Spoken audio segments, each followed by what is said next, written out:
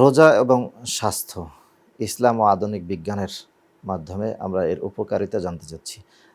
রোজার মাধ্যমে আমরা আমাদের ব্যক্তিগত যে উপকারিতা পাচ্ছি সেটি হচ্ছে আমরা তাকওয়া অবলম্বন করতে পারছি। আমরা সবর শিখছি, আমরা সাম্যতা শিখছি, আমরা সংযম শিখছি, আমরা আল্লাহ তাআলার ভয় শিখছি, আল্লাহ তাআলার নির্দেশ পালন করা শিখছি। এটি হচ্ছে রোজার মাধ্যমে আমাদের এক রকমের শিক্ষা। দ্বিতীয় বিষয়টি হচ্ছে মাহে রমাদান আমাদেরকে কি উপকার দিচ্ছে।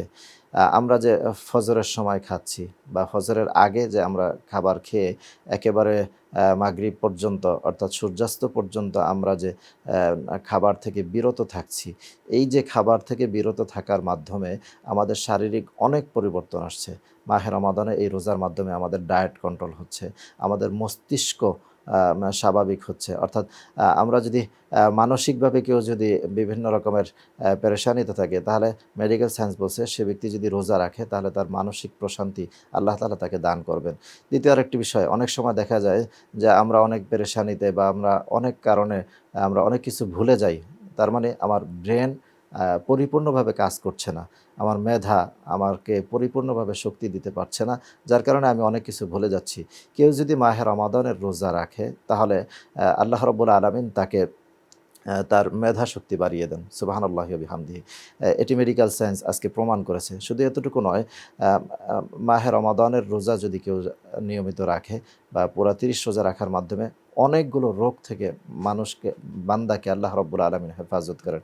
যাদের হৃদরোগ রয়েছে তারা কিন্তু মাহে রমাদানের রোজার মাধ্যমে এই সিয়াম সাধনার মাধ্যমে কিন্তু তারা এই রোগ থেকে অনেকেই মুক্তি পেয়ে যান। অনেক রকম বালা মুসিবত, অনেক রকম রোগ ব্যাধি থেকে রমাদানের রোজা আমাদেরকে মুক্তি করে দিচ্ছে। আল্লাহ তাআলা আমাদেরকে মুক্তি করিয়ে দিচ্ছেন। শুধু এতটুকু নয়, আ আমরা আ আ আমরা জানি হযরত আদম আলাইহিস সালাম তিনি রোজা রাখতেন। আইয়ামে বীজের রোজা। কেন রাখতেন? জান্নাতে যখন আল্লাহ তাআলা নিষেধ করলেন, লা তাকরাবা হাযিহিশ শাজারাতা ফাতাকুনা মিনাজ জালিমিন। হযরত আদম এবং হাওয়া আলাইহিমাস সালাম দুজনকে আল্লাহ তাআলা নিষেধ করেছিলেন যে তোমরা এই গাছের কাছে যেও না এবং এই গাছের ফল খেও না। আদম আলাইহিস সালাম যখন খেতে নিলেন, আল্লাহ তাআলা এই ফল খাওয়ার কারণে আদম এবং হাওয়া আলাইহিমাসসালাম দুজনের চেহারা যেমনিভাবে উজ্জ্বল ছিল, সেই উজ্জ্বলতাটাকে আল্লাহ তাআলা কেড়ে নিয়েছিলেন।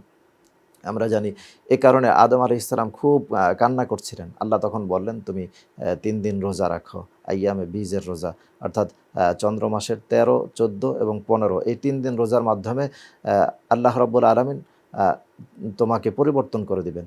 হযরত আদম আলাইহিস সালাম রোজা রাখা শুরু করলেন। ৩ দিন রোজা রাখার মাধ্যমে আল্লাহ রাব্বুল আলামিন তার চেহারা আবার আগের মতো উজ্জ্বল করে দিলেন। সুবহানাল্লাহি ওয়া বিহামদিহি। তাহলে এখান থেকে আমরা আরও একটি বিষয় বুঝতে পারছি, সেটি হচ্ছে মাহে রমাদানের কেউ যদি রোজা ঠিকভাবে রাখে, আল্লাহ তাআলা তার চেহারার উজ্জ্বলতা, লাবণ্যতা বৃদ্ধি করে দেন। মেডিকেল সায়েন্সও এটাকে প্রমাণ করেছে।